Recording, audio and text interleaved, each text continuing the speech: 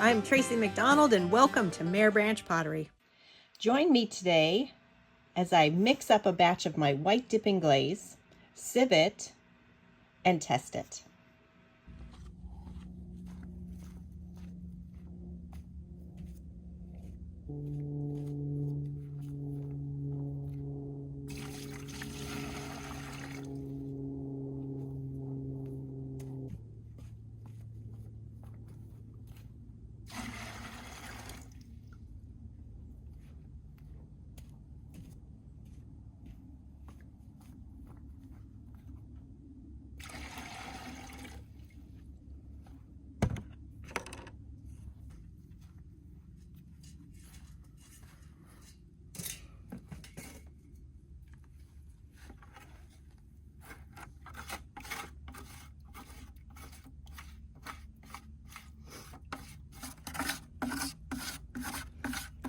Take some time to scrape all the extra clay off the walls of the bucket, because you know, after months and months and months of using, and I'm just using a giant wooden popsicle stick, you can use anything, spatula, butter knife. After months and months and months of using this, you get a nice layer of glaze built up on the edge of the bucket. You don't want to waste that glaze. There's nothing wrong with that glaze. It's clean. So we're going to get that mixed back in today and sieved, because there might be some, chunks in there. I've already added some water. Oh, good. All right, there's all that. We'll clean off the lid, and then we're going to start mixing up the new batch white. And I got to get this little tiny piece of something, leaf, dirt, something. I'll get it, don't worry. Ah, got it, yay. So today we're going to be taking this bucket, 5,000 grams of my white glaze that I had mixed up at the Pottery Center, because I just don't have the space to store all of the materials that would go into this one glaze and mix it myself. So it's handier just to give them the recipe and let them mix it up for me, because they have the space for that. We're going to take that and we're going to add it to our bucket with water, mix it, test it, add more water if we need to. I think we will need to. And we're going to sieve it twice. I've got two sieves. This one is more of a kitchen sieve, but it fits over the bucket nicely. It gets out the big chunks. And then I've got, I want to say this is an 80 mesh, but it might be 100. It's super, super, super fine mesh sieve that I then set inside of this one, and I use this to scrape the glaze through to get out any big chunks, because you don't want big chunks left over, because they will sit on the outside of your pots, and when they fire, sometimes they'll leave a sharp little spot if you don't get them out. So when you do mix your own glazes, and I hope you do someday, you definitely want to make sure you sieve these a number of times to get out the inconsistencies, so that it's a nice, smooth, soft glaze when you apply it to your pots. I've got my mask. I've got a bigger mask, but I'm outside today. I try to do this in the spring and the fall when it's comfortable to be outside in a mask. Today we're going for N95. Here we go.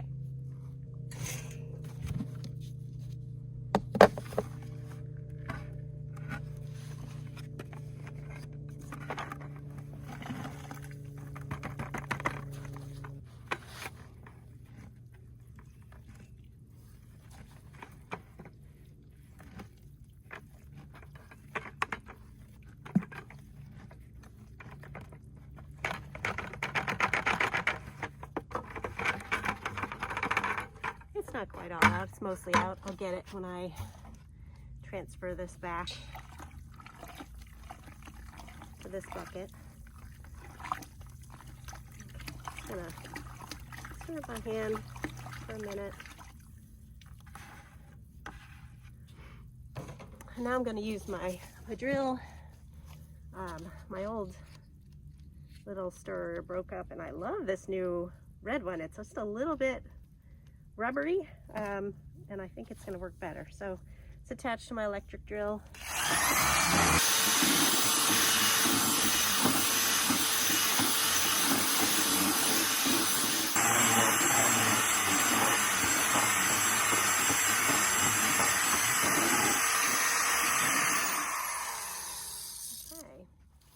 Actually, it looks pretty good.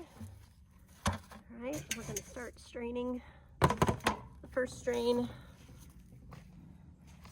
will be through this regular mesh. Ready. They go pretty quickly.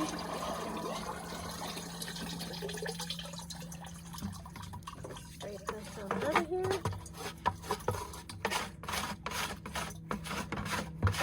You can see all these little tiny chunks. You don't want those in your finished glaze because they will make all kinds of tiny little sharp spots.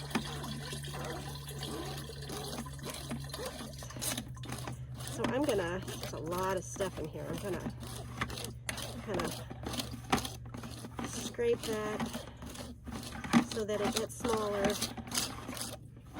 Some of it gets pushed through and gets smaller, so we don't lose it if there's any really big chunks that they don't go through.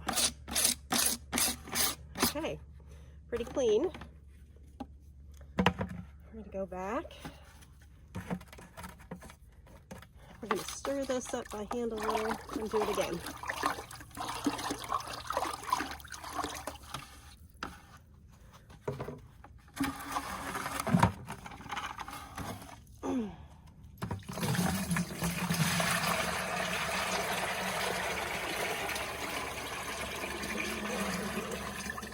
Oh yeah. So much better this time. So much less of the grit because I pushed it through. This is why you do this.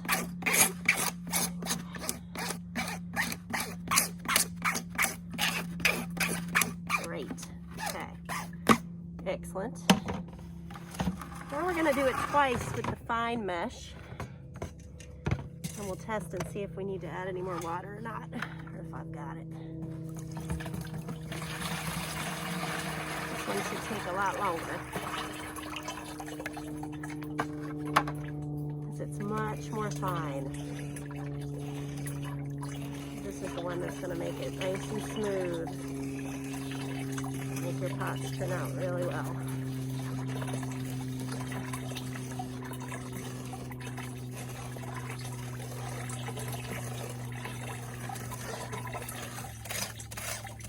Excellent. Excellent. Excellent. Let's get the rest of it.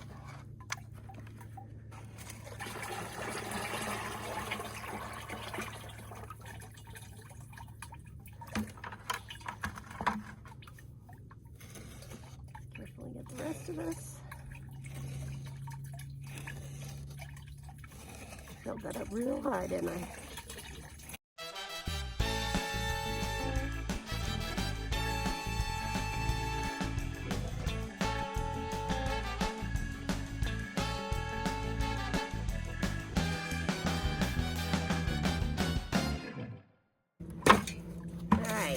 I'm gonna sieve this one more time through the ultrafine mesh.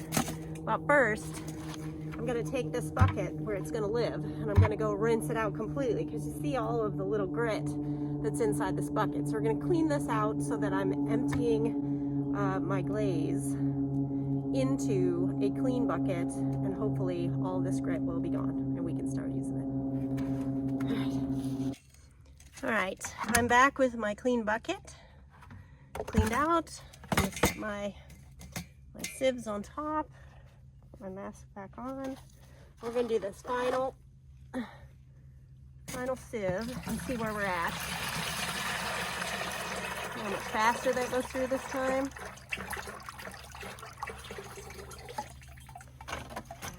Scraping the sieve to get the particles through. Helps mix all the materials together as well. See, I don't want those little granules in there. All right, let's get the rest of it.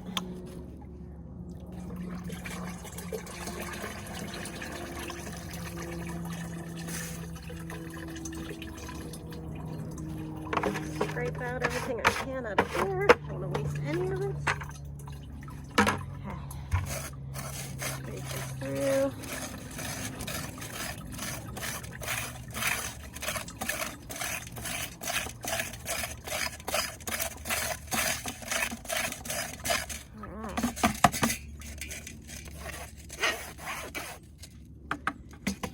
Okay. All right, now my very unscientific way of checking involves the wrinkles in my knuckles. Okay, so you see the little wrinkles in my knuckles? I have wrinkly hands like my mom.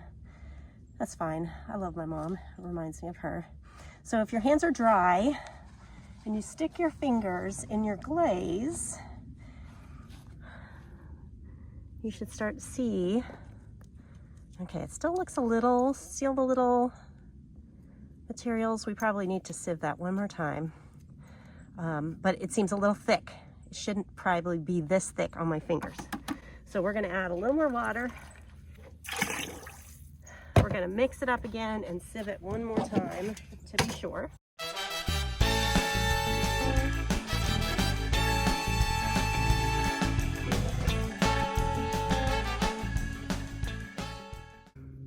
Okay, I've got this mixed up. And I'm gonna take a test tile, and I'm gonna dip it and see if I feel like it's thinner or thicker than it needs to be.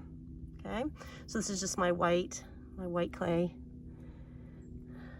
Let that sit, let it dry. Watch it as it dries. It dried really quickly. It actually looks pretty good. No big chunks, not really. It looks a little thick to me. I like it to be on the thinner side so that a lot of my designs will show through really well. So we're gonna add a little water and mark this one number 1. Add a little water and mark that number 2, and then we'll know. Okay, we're gonna mark this one number 1, so I know this was the first try. It's totally dry now, and I do think it's just a little bit on the thick side, not much, just a little. So I'm gonna add a little more water and try again. I can always take more water off later, and I may end up doing that. All right, the last thing we're gonna do is we're gonna do a test tile with some of my designer liner on it. I've put that on there, let it dry, because this will tell me whether or not it's where I want it to be. I like the white glaze to be thin enough that you can see the designer liner easily and it's not obscured by the white glaze. So we're gonna do that real quick.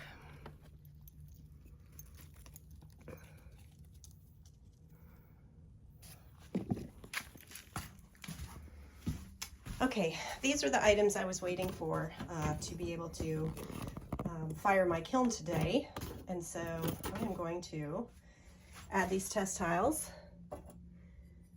labeled to my kiln, my glaze fire. That way I should know, hopefully I should know whether or not I've got the white mixed to the right liquid consistency, whether I need to take some away, whether I need to add some more water before I start using that glaze on my pots. All right, so we're gonna start our kiln and we'll open it tomorrow. Okay, my test tiles are out. They look pretty good. They're thin. You can see how you can see the clay through there, and you can see where it breaks. That's a good sign. And for the outside, that doubled up, that looks really good. It's thin, but you can still see the designer liner through it. So I think we're good. I think I'm gonna go with the thinner, so I may take a little water off, but I think we're good. Yay!